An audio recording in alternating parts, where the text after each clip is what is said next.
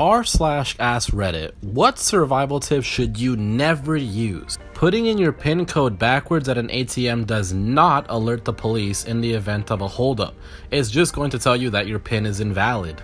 If an animal is eating a plant, then it's safe to consume. This couldn't be further from the truth. Some animals eat poison ivy. Deer love eating pokeberries or pokeberries. If you eat poison ivy, you're in for a very bad time if you're lucky. If you eat pokeberries, be prepared to have extreme diarrhea and vomiting, which will cause dehydration and loss of whatever calories are left in your body.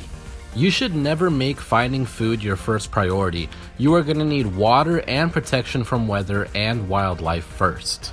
Never try to suck the venom out of a snake bite. Both parties could end up hurt/sick from the venom that way. Do not assume that water is clean based on clarity. Bacteria, protozoa, and parasites are microscopic and can only be disinfected by boiling the water or pasteurizing it, or using an approved water disinfectant like iodine. The only water you don't really have to disinfect is water seeping through naturally formed stonework like limestone, underground water tables that have very low risk of being contaminated, and water derived from plants like tropical vines, banana trees, or similar life that tend to be contaminant-free in their natural state. Don't use moss as a compass. There's a myth that moss always grows to a specific direction. Some say north, facing the sun, away from it, etc. But the vast majority of moss grows wherever the F it wants. Actually, a lot of factors affect how the moss grows. Do not get under overpasses in a tornado. Do not stay in your car. Get in a ditch, lay face down, and wait. Based on Naked and Afraid, I'm going to go with, if you are walking around complaining about how the ground is shredding your feet and you find some reeds that can be woven into an item of attire, don't make a hat. If you saw Bear Grylls do it on TV and immediately thought that's stupid, don't do it. Water from elephant poop, drinking your pee, stripping naked in the Arctic to put on sealskin, etc. All terrible advice. Vet Tech here. Plenty of uninformed sources say that if your animal has a dangerously high body temperature, you should put ice cubes into their rectum to bring their temperature down. If you do this, you can send the animal into shock and the result could be fatal. Instead, sit with the animal in cool but not freezing water. Place wrapped ice packs around the outside of the animal, spray the animal's paw pads with isopropyl alcohol, put fans aimed on them, but don't try to put ice cubes in their butt. Don't do the follow the river stream to find people thing unless you know the area and the river. Plenty of rivers end in the middle of nowhere, and you never know how far you'll have to walk to find civilization. If you're by a river, you have water. Stay where you are until people find you. A smaller search area is much better odds for getting out. If approached by a predator, particularly wolves, mountain lions, or bears, don't run or play dead. Stand your ground, try to look large and imposing, make noise. Often running activates a predator's instincts to chase and kill, and trust me, you are not faster than them. I mean, you could use it, but it will probably never happen. Running zigzag from a gator. Yeah, you can use it, but running straight is a lot faster, and a regular human could probably outrun a gator anyways. They can only go 11 miles per hour and can't keep up with the speed too long. It's pretty unlikely for a gator to chase a human anyways. If you find yourself in prison, don't just go and punch the biggest guy there. 1. You don't know how ganged up the unit is. 2. You start a beef.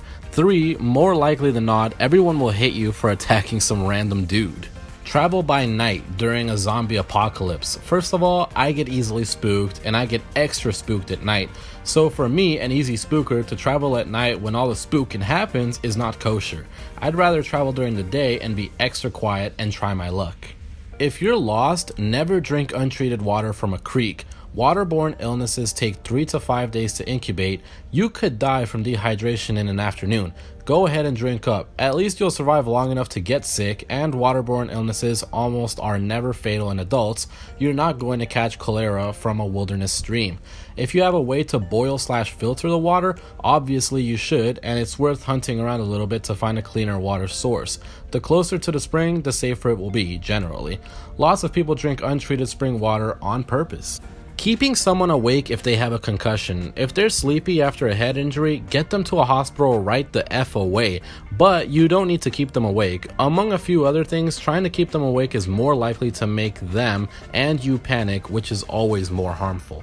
This hack isn't necessarily a survival tip, but more of a stay safe tip. If you feel like you're going to pass out, never stand or sit upright. This makes everything worse and you usually do end up passing out. Try laying on the ground or sitting with your head between your knees. Once the spot starts going away and your hands get unstuck, grab something that has electrolytes, sugar, or something like that. Drink it slowly and soon you'll feel better. Try to rest or take it easy for 15 to 20 minutes. Disclaimer, my mom told me most of this and it worked for me. I don't know if it's actually medically beneficial. Keep moving at all costs. No effort, do not keep moving. This leads to multiple mistakes that end in death. In the wilds, most of the time, this is not a single mistake that leads to death, but rather a series of smaller ones. It isn't a movie, there isn't musical cues to tell you when you are doing something stupid in your tiredness, in the dark, in the rain. Is it getting dark or close to dark? Sit your butt down. Is it starting to drizzle? Make yourself the best shelter you can where you are right now, then sit your butt down. Are you getting sleepy and weary? Best shelter where you can, and sit your butt down. Injured? Sit your butt down and don't make it worse. You do better by progressively making a more and more obvious camp that might be spotted from the air than trying to find your own way out again in a place where you can easily get turned around. Put your finger inside a dog's rectum to stop a fight. This advice is totally effing stupid and will most likely get you bitten. People are often surprised by the speed of a dog can turn around at. Sharks are not vicious creatures. The likelihood of being attacked by one is very slim, even if you're in the water and bleeding. As long as you're not lying flat on your stomach in the water or on a floating device, the shark will not confuse you for a seal and ignore you. The most it would do is inspect you, try to figure out what you are, and then leave. In the unlikely event of a shark attacking you unprovoked, rub the nose. It will send it into a natural high where it will float in the water like a dead fish. If push comes to shove, go for the eyes or the gills. Someone on Reddit posted that if you are confronted by a moose, then you should start throwing things at it so that they get confused and don't attack you, which is just stupid. It's a moose. A moose will get angry. As a matter of fact, I don't think a moose is even capable of confusion. They just know eat, sleep, poop, and anger.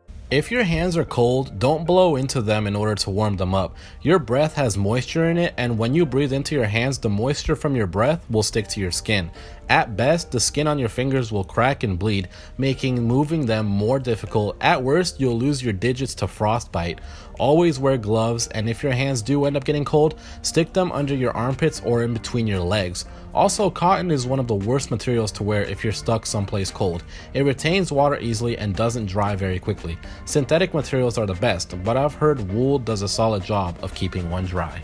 If you're trying to defend yourself against an attacker, don't put your keys between your fingers like Wolverine. It may hurt the attacker to be jabbed with the keys, but it will also do damage to yourself as the keys get jammed back into the palm of your hand. Seeing as this survival tip is usually meant for people facing larger or more dangerous attackers, the damage to yourself could be more debilitating than whatever damage you inflict on the attacker. Not a survival tip, but mostly just a tip that can actually put you in danger.